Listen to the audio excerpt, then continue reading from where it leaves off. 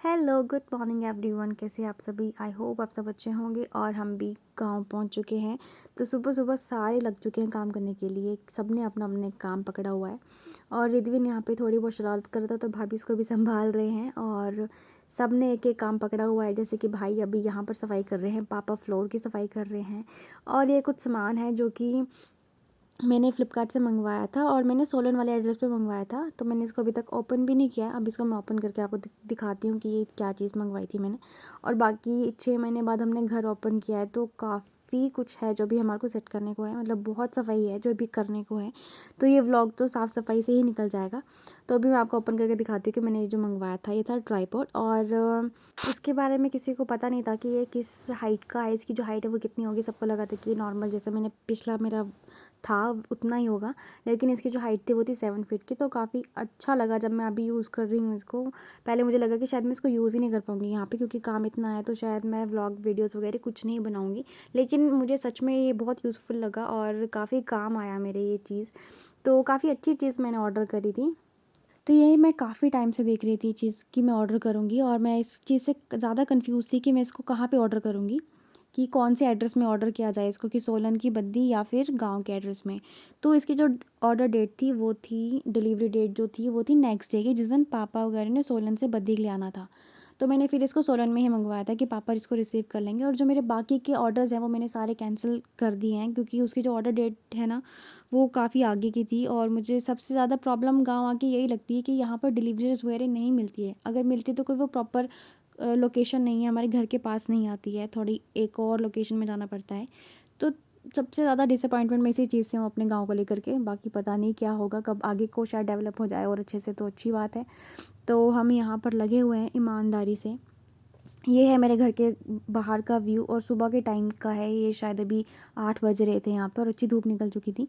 तो हम जो काम करने लगे थे, हम सुबह 7 साढ़े 6 बजे से लगे हुए हैं, क्योंकि हमें पता है कि आज का जो हमारा दिन चल रहा है वो काफ़ी बिजी शेड्यूल रहने वाला है। क्योंकि हमें अभी और जगह भी जाना है, कहीं और भी जाना है। तो हमने सबसे पहले सोचा कि साफ़ सफाई कर लेते हैं, क्योंकि जहाँ रहना है और वो थोड़ा सा साफ़ हो तो अच्छा रहेगा। क्योंकि इतने दिनों बाद कोई रूम खोल रहा है तो उसकी जो हालत हुई हुई है वो देखने लायक थी।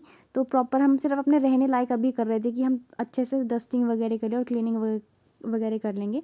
तो फिर उसके बाद मैं आ गई थी यहाँ पर ब्रेकफास्ट बनाने के लिए। तो अभी जस्ट आए हैं, तो हमने सोचा कि चाय और ब्रेड खा लेते हैं सारे, या टोस्ट वगैरह बना लिया था मम्मी ने, आलू बॉयल करके रख लिए थे। तो फिर उसके बाद हम थोड़ी बहुत सफाई करने के बाद हम चले गए अपने ही मंदिर में, जो हमारे घर के बाहर मंदिर होता है, वहाँ पे हम बाबा बालकनाथ की पूजा करने गए थे।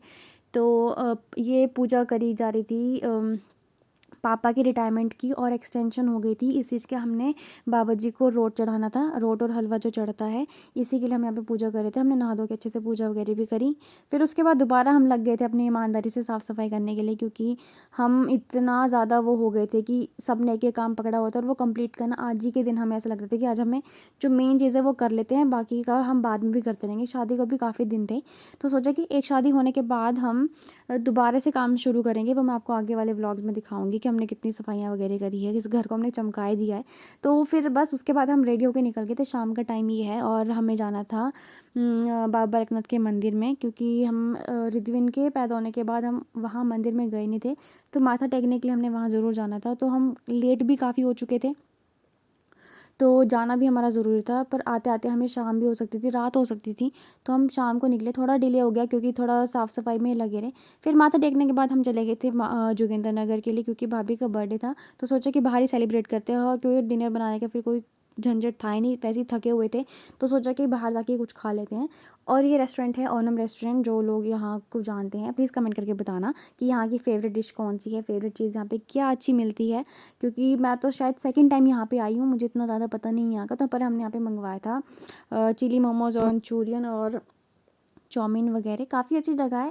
सबसे पहले तो इन्होंने हमारे लिए वेलकम सूप दिया, बाकी की सब चीज़ें भी एक एक करके आती गई, हम खाते गए।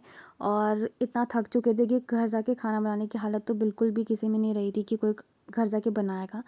और जो भी मम्मी ने जो पैक किया हुआ था वो खाना कुछ बच गया था और कुछ थोड़ा ख़राब हो गया था। तो उस चीज़ का भी हमारे को ज़्यादा वो दुख हो रहा था कि यार हमने इतना, मम्मी ने इतना अच्छे खाना बनाया था और वो सारा वेस्ट हो गया। फिर जैसे ही घर पहुँचे तो सबसे पहले हमने चाय पी, और इतनी ठंड लग रही थी कि सोचा कि चाय पी के ही आराम मिलेगा। फिर हम केक भी लेके आए थे तो साथ में केक कटिंग भी करी। और जो भाभी के लिए हमने गिफ्ट ऑर्डर किया था वो उसका जो डिलीवरी डेट थी, मैंने आप लोगों को स्टार्टिंग में बताया वीडियो में कि वो बहुत डिले था उसका, तो मैं अब सोलन जाके या कुछ दिनों बाद इसको ऑर्डर करूँगी दोबारा से। हैप्पी बर्थडे टू यू भाभी, हैप्पी बर्थडे टू यू। चलो भाई हाथ लगा दो। चल चल चल हाथ लगा फोड़